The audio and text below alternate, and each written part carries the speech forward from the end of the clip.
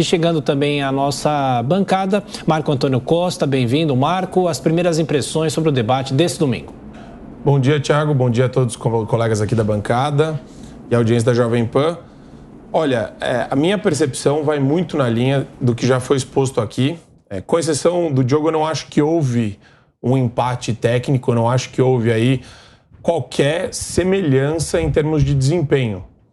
O Bolsonaro, no começo, ele estava, assim, um pouco mais retraído. Mas ao longo do debate, principalmente no segundo e terceiro quadro, ele mostrou uma desenvoltura brilhante, que desestabilizou completamente o Lula do ponto de vista emocional. O Lula não conseguia saber para onde ia, não parava de tomar água, não conseguia falar para a câmera sem parecer agressivo. Até o gestual do Lula mostrava uma pessoa fora de controle. E o Bolsonaro, ele cresceu até na maneira como ele se colocava, né, sobre o Lula, de cima para baixo, até um olhar um pouco... Não é nem um olhar de enfrentamento, era um olhar de, poxa, não dá para acreditar nesse proselitismo barato de um candidato como o Lula. Porque o Lula, como disse bem o Roberto Mota e o Marcelo, o Scarf também pisaram nesse ponto, ele repetia aquilo que era falado nos comícios do PT. Ele não ganhou um voto sequer com esse tipo de manifestação, com essa sua participação no debate. Pelo contrário, ele deve ter até perdido o voto do MST. Ele falou, inclusive, não, o invasor de propriedade não é o agronegócio. Quer dizer, é exatamente o oposto do que ele fala para a base dele. Em vários momentos, o Lula se mostrou completamente perdido. Ele nunca participou de um debate e nunca teve um desempenho tão ruim quanto esse. Por quê? Porque o Bolsonaro, ele conseguiu, até no primeiro momento, ele conseguiu tirar o Lula dessa zona de conforto. E como que ele fez isso?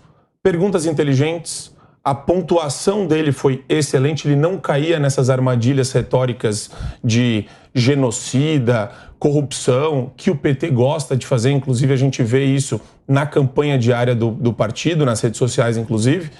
E o mais legal de tudo, na minha opinião, foi esse momento em que o Bolsonaro coloca a mão no ombro do Lula. O Lula se mostra uma figurinha amedrontada, né? Completamente sem saber o que fazer. E o Bolsonaro responde ponto a ponto aquilo que lhe foi colocado. De maneira serena, mostrando que sim, ele tem um programa para o país e sempre questionando o Lula sobre isso. O Lula, quando foi perguntado qual era o seu ministro da Economia, não respondeu. O Lula, quando foi perguntado sobre programas de governo, não respondeu. E quando ele falava do governo federal e da situação atual do país, acho que já ficou muito claro para a audiência, para todo mundo que estava ouvindo, que não existia ali uma proposta construtiva. O PT e o Lula se basearam e ainda se baseiam numa campanha meramente destrutiva. E eu acho que o Bolsonaro foi muito eficiente porque ele mostrou que não existe essa construção do mal que eles fizeram em cima da figura dele. Pelo contrário, um presidente que foi ponderado, um presidente que mostrou exatamente o que foi feito durante a pandemia, o que foi feito com a economia e, acima de tudo, o que ainda pode ser feito para o Brasil numa reeleição sua. Então, acho que o Bolsonaro foi muito exitoso no debate e o Lula... Mas isso ficou escancarado, né? Até a maneira como o Lula se aproximava da câmera parecia agressiva, que é sim o gestual de uma pessoa que sabe que está perdendo e que não consegue mais se concentrar nas perguntas e no que era dito no debate. Fortalecendo nossa mesa de discussão, boa segunda-feira, Ricardo Salles. Como será, Salles, que o eleitor que acompanhou o debate ontem acordou hoje? Será que algum indeciso se decidiu? Que alguém pode ter mudado o voto? Qual sua primeira análise? Algum candidato se saiu melhor? Bom dia, Adriana, e a todos os colegas. De fato, um debate interessante, um novo modelo. Como disseram bem os colegas aqui, o início do debate mais tenso, o próprio presidente Bolsonaro com um certo cuidado em fazer as suas colocações, mas aos poucos, ao ir se soltando, e o próprio debate, de maneira geral, ganhando uma dinâmica muito mais agradável e interessante, foi revelando que Bolsonaro tem sim condições de tratar todos os temas com serenidade, com objetividade, sem fugir dos temas e sem fugir dos pontos críticos. Agora, ele de fato, o que me parece mais relevante de ontem é que o ambiente do debate, o clima entre os candidatos reflete a mudança que inclusive os próprios institutos de pesquisa que têm reiteradamente forçado a mão em percentuais mais, digamos, mais altos, enfim, mais auspiciosos ao candidato Lula, até esses já estão achatando a curva da diferença e mostrando que há um empate técnico, uma proximidade muito grande entre os dois. Ou seja, quando aqueles institutos que normalmente dão grandes diferenças a favor da esquerda, historicamente, começam a mostrar a proximidade do número, é porque provavelmente o número da direita já ultrapassou o da esquerda. E o debate de ontem refletiu isso. Bolsonaro muito mais seguro de si, falando com calma, demonstrando seus pontos, e o Lula numa postura muito mais combativa e agressiva, uma postura com uma certa insegurança, um receio, né, de que de fato já esteja num caminho sem volta. Quer me parecer que esses dois aspectos, o comportamento do candidato de oposição, que é o ex-presidente Lula, e os dados que a pesquisa vem mostrando já indicam que houve uma inversão da narrativa, que o presidente Bolsonaro já é o favorito. Inclusive, a sua postura no debate demonstra isso. Bom, o Jornal da Manhã são 7h34. Repita. 7h34. A gente continua o giro com os nossos comentaristas e depois dessa primeira rodada, eu peço para os comentaristas serem um pouco mais breves para a gente conseguir falar de mais temas do debate desse domingo. Professor Marcelo Suano, uma imagem que muita gente já destacou, a presença de Sérgio Moro, dando alguns conselhos para o presidente Jair Bolsonaro. Essa imagem também chamou a atenção do senhor? Positivo. Como eu falei no início, aquelas quatro forças que elegeram presidente Bolsonaro em 2018, elas estão retornando, estão percebendo que não adianta elas ficarem se digladiando no momento em que aquele opositor que está contra o governo, ele representa uma visão de mundo que não corresponde àquilo que a sociedade brasileira quer. Apesar de ter ocorrido um encantamento, estou utilizando a expressão do candidato Ciro Gomes, quando estava ainda no páreo, apesar de haver um encantador de serpentes tentando, de alguma maneira, mostrar que houve alguma coisa positiva, apesar de também, utilizando as expressões do Ciro Gomes, está usando ou pegando questões pontuais e momentâneas e colocando como se tudo isso representasse a totalidade do seu governo, que foi marcado por esquemas de corrupção que não se encerraram e se expandiram. Ora, a presença do Moro significou, sim, que está ocorrendo uma reunião novamente dessas forças para combater uma visão de mundo completamente diferente. Ora, o Mota assinalou algo que também é espetacular. São duas visões de projeto de economia. O Lula mostrou que ele é estatizante, o que ele quer é retornar àquele modelo que foi aplicado, que fracassou, dentre outras razões, pelo próprio modelo, que ele gerou um esgotamento do Estado. O Bolsonaro mostrou que ele é favorável à privatização, o Lula mostrou que é contra a privatização, o Bolsonaro mostrou que quer uma economia dinâmica, o Lula mostrou que quer, pelo modelo desenvolvimentista, que a conclusão que se chega é essa, tornar a sociedade dependente como foi em determinado momento. Olha que coisa curiosa, quando se falou, por exemplo, do auxílio que é feito para as camadas populares, algo ali ficou muito claro para todos. O Lula não trouxe a verdade, porque o auxílio que ele deu, que foi o Bolsa Família, não foi criado por ele, foi um desdobramento de um projeto do Cristóvão Buarque que se chamava Bolsa Escola. E o Bolsa Escola era uma forma de dizer, uma criança na escola tornará a família merecedora de alguma contribuição e algum auxílio, porque uma criança formada e educada tem um fator de alavancagem. O que foi que o Lula fez? Isso por manifestações, inclusive do próprio senador, que ficou indignado com a transformação daquela proposta. Ele simplesmente botou e disse, acaba com a questão da escola e vamos vincular. Receberá isto quem é pobre, sem criar uma forma de retirar essas camadas da dependência do Estado.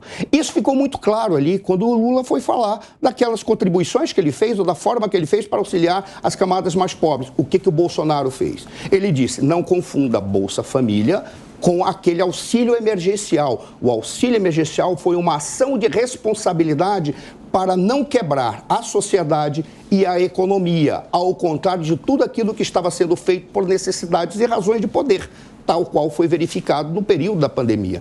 Em síntese, a presença do Moro representou ali a volta das forças para combater uma visão de mundo que não se quer mais. Bom, a gente vai continuar falando sobre o debate. Eu já faço um convite também, no dia do segundo turno, uma grande cobertura da Jovem Pan com todos os nossos comentaristas a partir das 7 horas da manhã, as movimentações logo cedo, o voto dos candidatos e a partir das 5 horas da tarde, toda a expectativa e as informações diretamente do TSE, trazendo a apuração, todos os detalhes na cobertura especial da Jovem Pan. Não perca, fique conosco.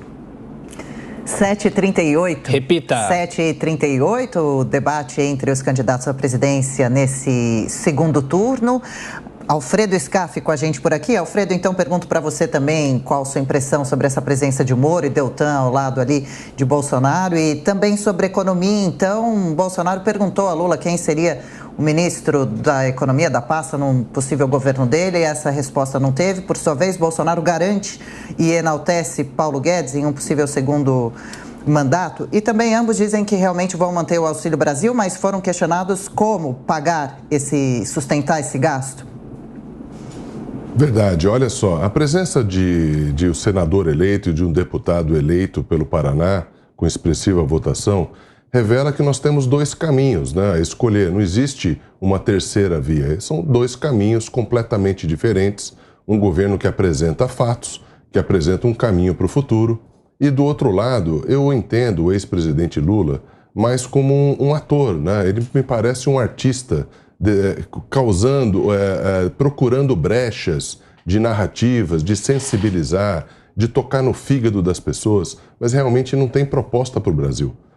Não tem tanto proposta que não apresentou o seu plano de governo final, não disse quem será a sua equipe. E o presidente Bolsonaro é muito tranquilo, né? Porque ele tem um grande ministro da Economia, que são um dos melhores ministros que nós já tivemos no Brasil, que nós estamos consertando esse governo, está consertando o país. O país tem um rumo, o país está num caminho admirado por todo mundo, com investimentos bilionários, centenas de bilhões de reais, trazidos pela credibilidade durante um período pandêmico. Então eu vejo que são esses dois caminhos que fazem com que qualquer político eleito para o parlamento agora e determinados governadores no primeiro turno optem por um caminho para o país, o que é melhor para o seu estado, o que é melhor para a sua população, para a sua prefeitura. Eu acho que é isso que está em jogo. Agora, com relação ao dinheiro que vai ser pago, o Auxílio Brasil, é muito importante a gente entender que dinheiro existe quando o governo não rouba, quando o governo não é corrupto. Quando o governo não é corrupto, com as empresas estatais dando lucro e não prejuízos de 200, 300 bilhões, como foi no passado,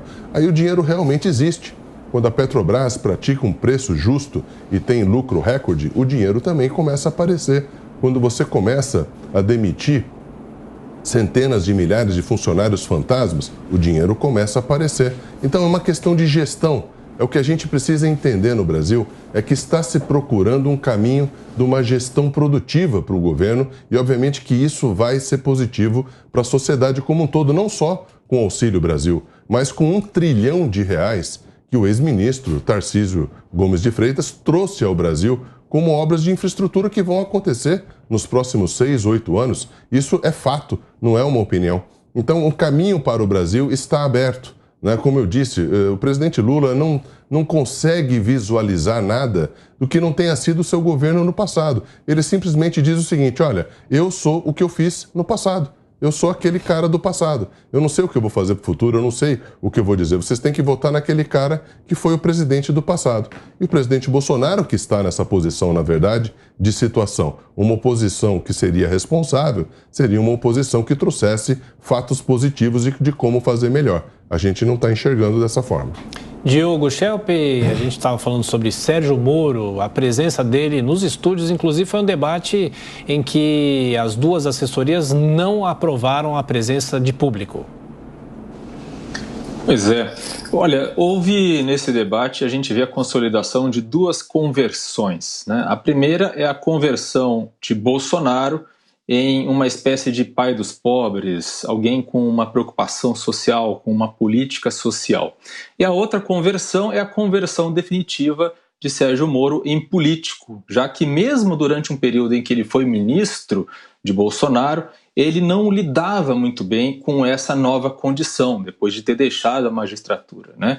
Ele, de fato, inclusive, tinha problemas aí de relacionamento com o Congresso, não conseguiu aprovar propostas que ele tinha para pacote anticorrupção e assim por diante, não soube lidar também com os bastidores e as rixas que muitas vezes existem dentro do próprio gabinete de um governo. Mas falando da conversão de Bolsonaro, né, a conversão dele é muito curiosa, porque nesse debate a gente vê os dois candidatos tentando se apresentar como aquele com maior preocupação em relação aos pobres e disputando números ali em relação à distribuição de recursos, distribuição do Bolsa Família ou do Auxílio Brasil. Bolsonaro, a gente pode lembrar aí, tem inúmeras entrevistas sobre isso, sempre criticou o Bolsa Família, né? Ele chegou a chamar o Bolsa Família de Bolsa Farelo, chegou a dizer que era uma espécie de voto de cabresto, e isso ele falou em 2018, não faz muito tempo assim.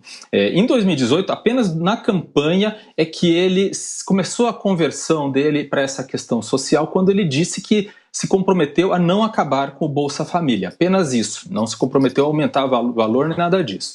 Ele só começou de fato a perceber que era necessário colocar mais valor em cima, aumentar o valor do Auxílio Brasil, mudar o nome e até mudar o cartão de distribuição com um logo novo, quando ele estava realmente com popularidade muito baixa. E descobriu, então, se deu conta de que distribuindo dinheiro, né, e abandonando aquele discurso que ele usava no passado de que quem recebia a Bolsa Família era improdutivo, não produzia nada, não contribuía para o PIB, foi a partir daí que ele fez essa conversão definitiva o pai dos pobres, o novo pai dos pobres, né?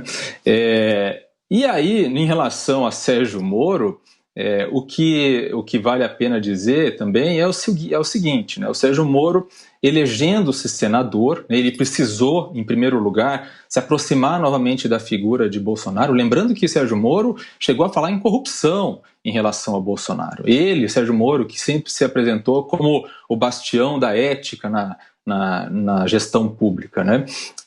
Mas ele precisou se aproximar de Bolsonaro e da figura de Bolsonaro para conseguir se eleger senador, já que ele tinha ali uma disputa muito, muito difícil no Paraná.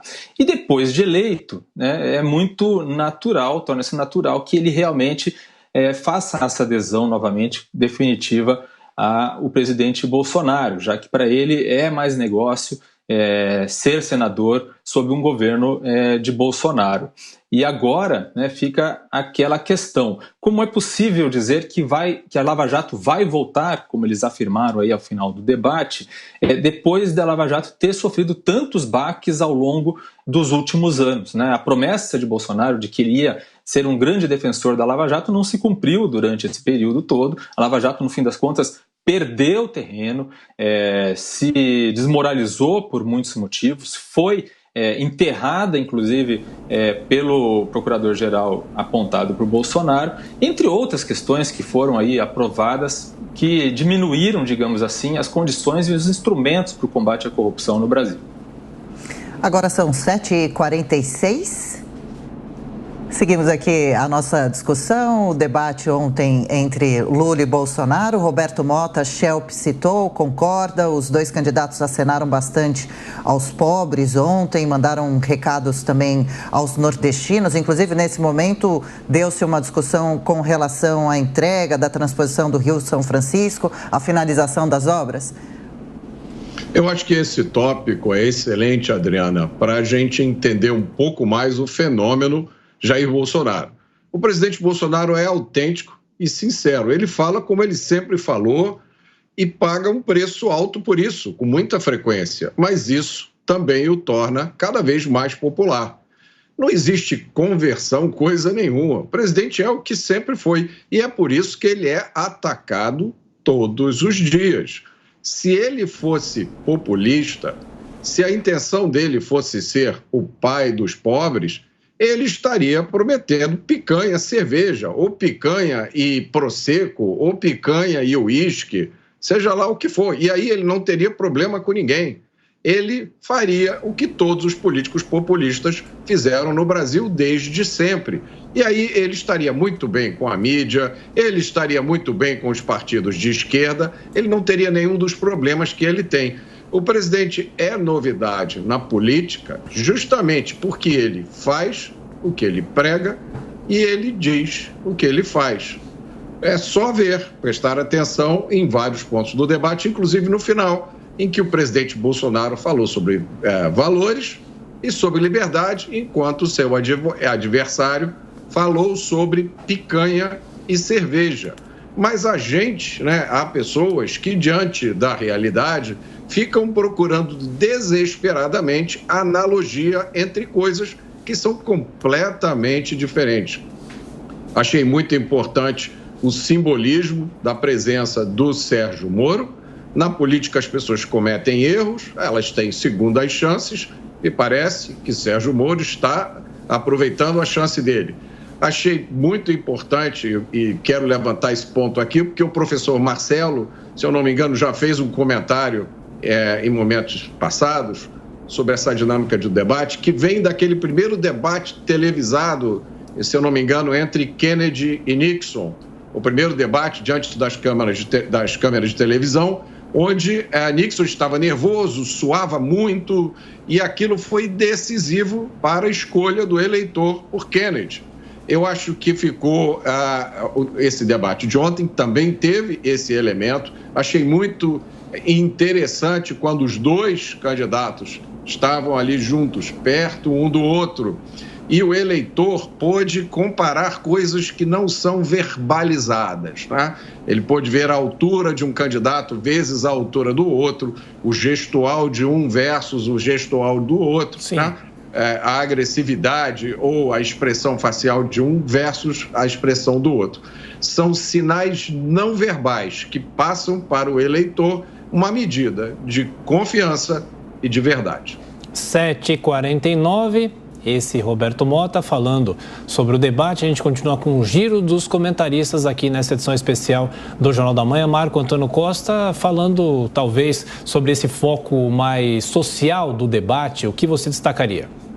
Olha, Thiago, aqui ficou muito claro para mim também que o Bolsonaro ele trazia fatos para o debate de maneira bastante expressiva, principalmente com relação ao Auxílio Brasil. Não enxergo um viés demagógico no governo, nem nas palavras de Bolsonaro, por um simples motivo.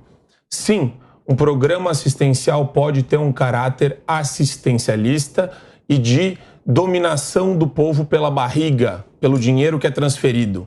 Mas, quando o programa remete e envolve portas de saída, que é o que o governo federal busca, aí é uma mudança total do programa social em si. A preocupação do governo é com responsabilidade fiscal, isso fica muito claro em todas as falas do Bolsonaro e na porta de saída. É um momento importante para a gente falar do Auxílio Brasil, e o Bolsonaro defendeu isso com o equilíbrio e a responsabilidade fiscal. Se não houvesse a gestão exitosa de Paulo Guedes junto com Bolsonaro no que se refere à economia, não teria o programa Auxílio Brasil. Por quê? Porque a gente não conseguiria encontrar recurso para subsidiar o programa assistencial em si.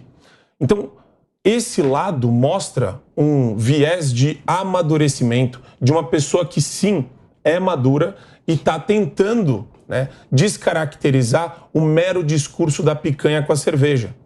Então, dá para sentir isso no debate também. Isso fica muito claro.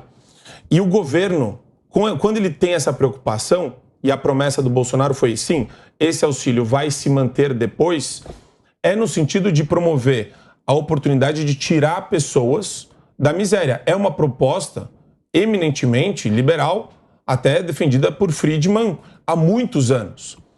Então, eu não consigo enxergar similaridade ou semelhança entre a picanha com a cerveja e o caráter puramente demagógico de um projeto assistencial com vamos tirar o nosso país do buraco, com programas de responsabilidade fiscal e econômica, e sim, teremos um compromisso com os mais pobres, como o PT e outros governos nunca tiveram. Por quê? Porque é hipocrisia você falar em compromisso com os mais pobres e em todo o ano do governo Lula e Dilma você tinha um escândalo novo de corrupção. E é exatamente isso que o Bolsonaro consegue defender quando a agenda é corrupção. Quando se fala em corrupção estrutural, não existe nesses últimos 4 anos. E esse é um grande mérito do governo.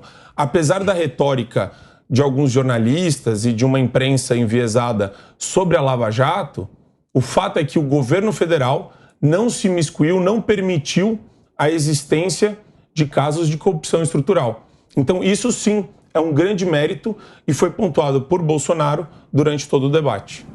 Ô Salles, qual candidato realmente vai cuidar melhor da população mais vulnerável, mais carente, não só com auxílios pagos de forma responsável, claro, mas também com oportunidades de trabalho e de vida? E essa disputa pela atenção do Nordeste, os votos da região podem definir, talvez, a eleição?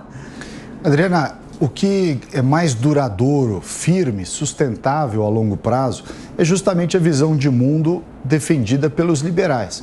Qual é? É a maior eficiência do Estado no gasto público, mas ao mesmo tempo também diminuir o próprio tamanho do Estado. Para diminuir o tamanho do Estado não tem outro caminho, é você fazer, de um lado, corte de despesas, melhoria na gestão do dinheiro público, venda de estatais, venda de bancos públicos, venda de todos os ativos que não fazem parte da tarefa central de um governo. Quando o governo do presidente Bolsonaro inicia o processo das privatizações, muito dificultado pelo Congresso de então, e eu tenho aí um ponto importante que foi tratado no debate, né? O Lula fala do Centrão como se o Centrão fosse um privilégio, uma questão específica do governo do Bolsonaro. Não é. No governo do PT, o Centrão tinha um papel fundamental, tanto no do Lula quanto no da Dilma. E foi esse Centrão que fez com que o Lula criasse o mecanismo do mensalão para poder manter uma espécie de voto de cabresto remunerado ao longo do seu governo. Aliás, ontem, se eu não me engano, foi o jornalista Josias de Souza que fez uma pergunta sobre justamente as diferenças entre o orçamento, o chamado orçamento secreto, e o sistema do petrolão e do mensalão instituído por Lula.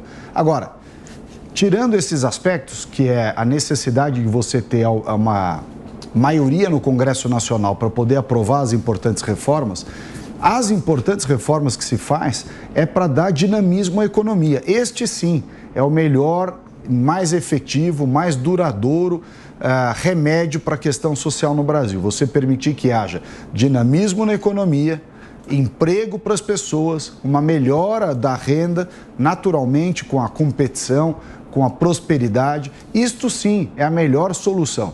O Nordeste, como você citou, ele tem um papel fundamental porque tem uma quantidade de votos substancial. Até acredito que neste aspecto, todo o investimento feito pelo governo do presidente Bolsonaro através da transposição do São Francisco, dos sistemas de cisternas, toda a parte de apoio logístico, recursos de saúde inclusive na Covid, em que os governadores, como bem citou o presidente Bolsonaro, os governadores do Nordeste, o tal consórcio de governadores do Nordeste, comandado lá pelo Carlos Gabas, petista, né? É que o Lula, quando ouviu isso no debate, fez de conta que não ouviu. Mas o fato é que os governadores do Nordeste que compunham aquele consórcio liderado pelo Gabas têm muitas explicações para dar para a sociedade brasileira de onde foi parar o recurso da Covid, onde foram parar as centenas e centenas de milhões ou até bilhões de reais que foram colocados à disposição de governadores e prefeitos do Nordeste e que não se reverteram efetivamente em melhoria da saúde de forma duradoura para a sociedade, para os moradores do Nordeste. Portanto, o papel do Nordeste nesse mapa eleitoral é o de reduzir essa falsa vantagem de Lula, falsa no sentido de ser artificial este número. Ele não reflete efetivamente o que mais se fez no Nordeste. O que mais se fez no Nordeste foi em tempo recente. O PT teve a oportunidade, durante os 14 anos em que governou o Brasil, de melhorar efetivamente o Nordeste. E não fez. Aliás, não fez isso no Nordeste, não fez isso na Amazônia, não fez isso no Sudeste, nem no Sul, nem no Centro-Oeste. O que mostra que há uma longa distância entre o discurso empacotado de Lula, nos aspectos sociais, infraestrutura, histórico de programas e a realidade do que foi a herança do governo do PT.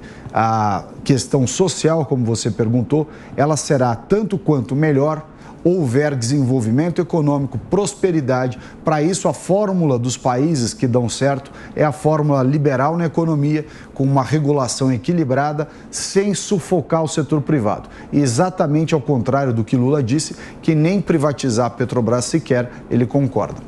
Professor Suano, para fechar essa hora, temos 1 minuto e meio, não podemos passar desse tempo. O senhor quer fazer um arremate final dessa primeira hora? Por favor. Eu gostaria de fazer apenas um comentário sobre uma leitura que eu não diria que é anacrônica, acerca das críticas que o presidente Bolsonaro fez ao Bolsa Família. Não seria anacronismo, talvez não seja uma não interpretação adequada, razão pela qual eu trouxe a questão do Bolsa Escola. As críticas que o presidente fazia ao Bolsa Família na época era exatamente pela saída de um programa que tentava se alavancar a sociedade para algo exclusivamente assistencialista, voltado para manter um segmento da sociedade enquanto pobre, continuando como pobre, para lhe dar força política. A proposta e as críticas que foram feitas inicialmente era exatamente em relação a esse aspecto demagógico. E as propostas não foram para criar alavancagem na sociedade naquela época, razão pela qual ocorreram as críticas.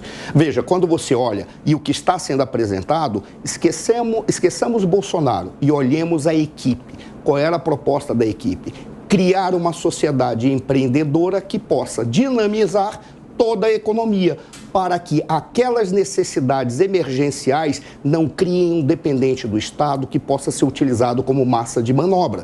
Ou seja, cedo ou tarde eles sairão dessa dependência e irão para a própria sociedade, por intermédio dos seus empreendedores. Essa é a diferença de visão de mundo que estava ali pelo Lula e visão de mundo que estava para o Bolsonaro, independentemente de, no passado, ele ter feito críticas ao Bolsa Família, porque se isso não for esclarecido, torna-se uma interpretação anacrônica. Eu acho que não cabe. A questão é, temos duas visões de mundo, mas não temos 2 projetos de país. É só ler a página do PT. Não tem nada sobre um projeto de governo. O que tem é, eu fiz numa época um país idílico, mas esse país idílico vai voltar com a mesma estrutura que foi montada? De forma alguma. Isso ficou claro que se chamou corrupção.